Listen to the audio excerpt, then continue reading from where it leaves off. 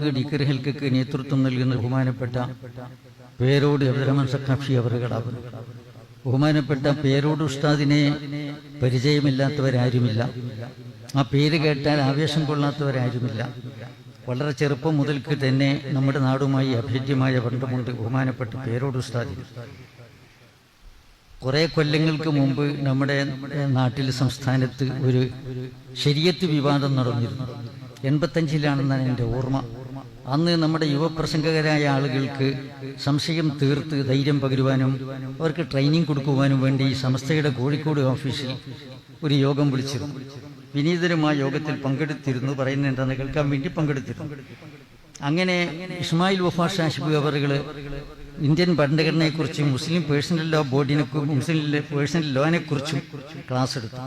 പിന്നീട് ശരീഅത്ത് സംബന്ധമായ വിശദീകരണവും സംശയത്തിനുള്ള മറുപടിയും ബഹുമാനപ്പെട്ട AP ഉസ്താദ് മുഹമ്മദ് മുസ്ലിയാർ, AP മുഹമ്മദ് മുസ്ലിയാർ, ചെറിയ AP ഉസ്താദ് അവറുകളാണ് മറുപടി നൽകുന്നത്.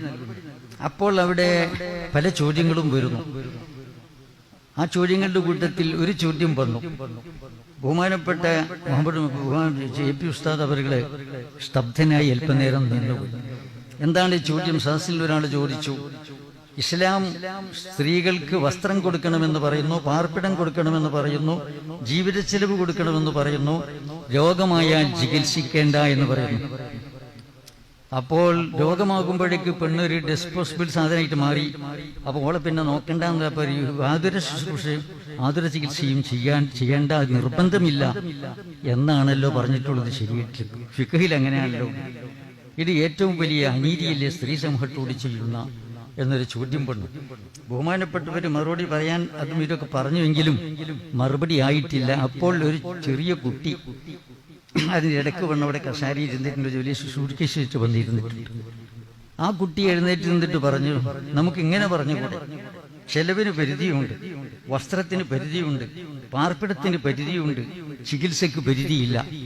എന്തും ചികിത്സാ ചെലവായിട്ട് പെണ്ണിന് അവകാശപ്പെടാം. അങ്ങനെ അവകാശപ്പെട്ടാൽ ഭർത്താവ് ബുദ്ധിമുട്ടിപ്പോകും, കുഴങ്ങിപ്പോകും.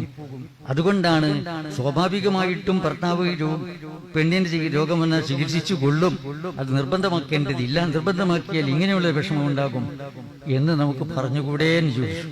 ഇപ്പൊ സദസ്സിൽ എല്ലാവരും തക്ബീർ ചൊല്ലി അത് അംഗീകരിക്കുകയുണ്ടായി. അപ്പൊ ഞാൻ ചോദിച്ചു, ഏതാണ് ആ കുട്ടിയെ സുർക്കിച്ചിരിക്കുന്ന കുട്ടിയെന്ന്? അത് പേരോട് അബ്ദുറഹ്മാൻ സഖാഫി എന്ന് പറയുന്ന ആളാണ്. നമ്മൾ ഈ ഭാഗത്തേക്ക് ഇപ്പൊ പരിചയക്കുറവാണ്, ആ ഭാഗത്താണ് കൂടുതൽ വയലും കരിക്കുണ്ടാവും. അങ്ങനെ ആണ് ആദ്യമായിട്ട് പേരോട് ഉസ്താദിനെ പരിചയപ്പെടുന്നത്. പിന്നെ നമ്മുടെ നാട്ടിൽ വയലുണ്ടാകുമ്പോൾ പലപ്പോഴും ക്ഷണിക്കാറുണ്ട്, നമ്മുടെ പരിപാടികളിലൊക്കെ അൽഹംദുലില്ലാ സഹകരിക്കാറുണ്ട്. എത്രത്തോളം SSFന്റെ നേതാവായിരിക്കെ മാവൂര് വെച്ചൊരു സമ്മേളനം നടന്നുകൊണ്ടിരിക്കുമ്പോൾ നമുക്ക് നേരത്തെ തന്ന ഡേറ്റും ആ ഡേറ്റുമായിട്ട് കൂട്ടിമുട്ടിപ്പോയി. ഇവിടെ ആളുകൾ വന്ന് ആവേശത്തോടുകൂടി പേരോട് ഉസ്താദിന്റെ പ്രസംഗം കേൾക്കാൻ വേണ്ടി നിറഞ്ഞ സദസ്സ് നിൽക്കുകയാണ്. വണ്ടിയെടുത്ത് ഞാൻ പോയി.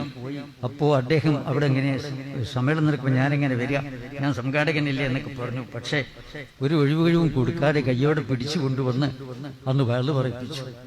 അതുപോലെ നമ്മുടെ എല്ലാ കാര്യങ്ങളിലും ഇതുപര്യന്തം സഹകരിച്ചു വന്നിട്ടുണ്ട്. ഇന്നും അങ്ങനെ തന്നെ.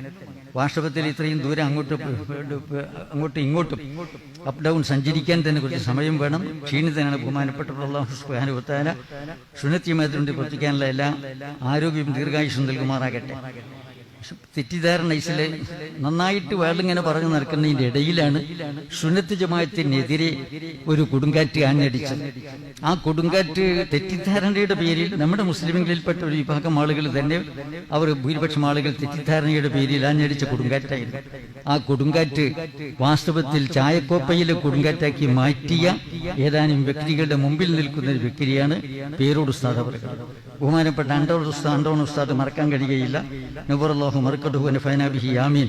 അതുപോലെയുള്ള ആളുകളൊക്കെ ആ കൂട്ടത്തിൽ ഉണ്ടായിരുന്നു. അതിൽ മുൻപന്തിയിൽ ഉണ്ടായിരുന്ന ആളാണ് ബഹുമാനപ്പെട്ട പേരോട് ഉസ്താദ്. യാതൊരു ഭയാശങ്കയും കൂടാതെ പേട്ട മൈതാനിയിൽ വന്ന് പ്രസംഗിക്കുമ്പോൾ വടിയും കുന്തവുമായിട്ട് ഭീഷണിപ്പെടുത്താൻ വേണ്ടി ആളുകൾ വന്നപ്പോഴും ബഹുമാനപ്പെട്ട പേരോട് ഉസ്താദ് ഒരിക്കലും പ്രസംഗം നിർത്താതെ സധൈര്യം പ്രസംഗം തുടരുകയായിരുന്നു. അണ്ടോൺ ഉസ്താദ് കൈപിടിച്ച് അവിടെ ഇരിക്കാൻ പറഞ്ഞു. അങ്ങനെ ആളുകളെ പിരിച്ചുവിട്ടു.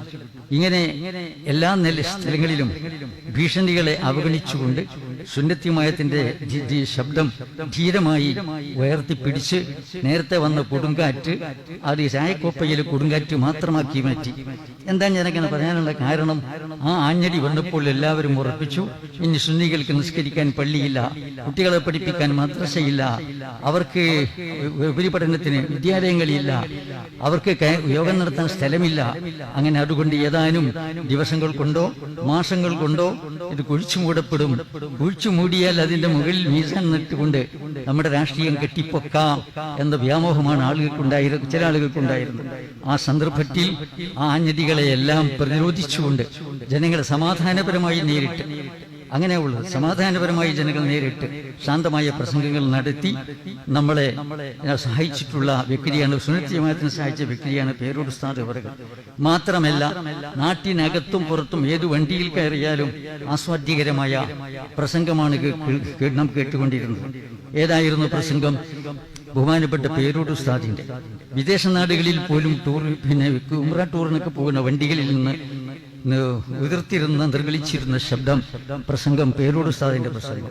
അങ്ങനെ ജനങ്ങൾ മുഴുവൻ ആവേശം കൊള്ളിച്ച് ജനമനങ്ങളിൽ ഈമാനിന്റെ പ്രകാശം നിറച്ച് അങ്ങനെ ആവേശഭരിതരാക്കി തീർത്തത്, സുന്നത്ത് ജമാഅത്തിന്റെ ആവേശഭരിതരായ പ്രവർത്തകരാക്കി തീർക്കുന്നതിൽ വലിയ പങ്ക് വഹിച്ചിട്ടുള്ള ദേഹമാണ്. വാസ്തവങ്ങൾക്ക് കണ്ടാൽ താടിക്ക് നീളം പോരാന്ന് തോന്നും, ചുമലിൽ മുസല്ലയില്ലാന്ന് തോന്നും. അങ്ങനെയൊക്കെ തോന്നുമെങ്കിലും ലളിതമായിട്ടുള്ള വസ്ത്രധാരണ രീതിയും ലളിതമായ ജീവിത രീതിയുമൊക്കെ പുലർത്തുന്ന മാതൃകാപരമായ പണ്ഡിതനാണ്. അല്ലാഹു സുബ്ഹാനഹു വ തആല നമ്മുടെയും അദ്ദേഹത്തിന്റെയും എല്ലാ അസുഖങ്ങളും മാറ്റി തരുമാറാകട്ടെ. നമുക്കും അദ്ദേഹത്തിനും അല്ലാഹു ദീർഘായുസ് നൽകുമാറാകട്ടെ.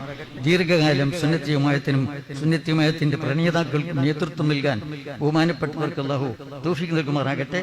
ബഹുമാനപ്പെട്ടവർ പടുത്തുയർത്തിയ നാട്ടിലെ സിറാജുലുദായും അനുബന്ധ സ്ഥാപനങ്ങളും അത് പടർന്ന് പന്തലിച്ചു കിടക്കുന്ന ഒരു സമുച്ചയമാണ്.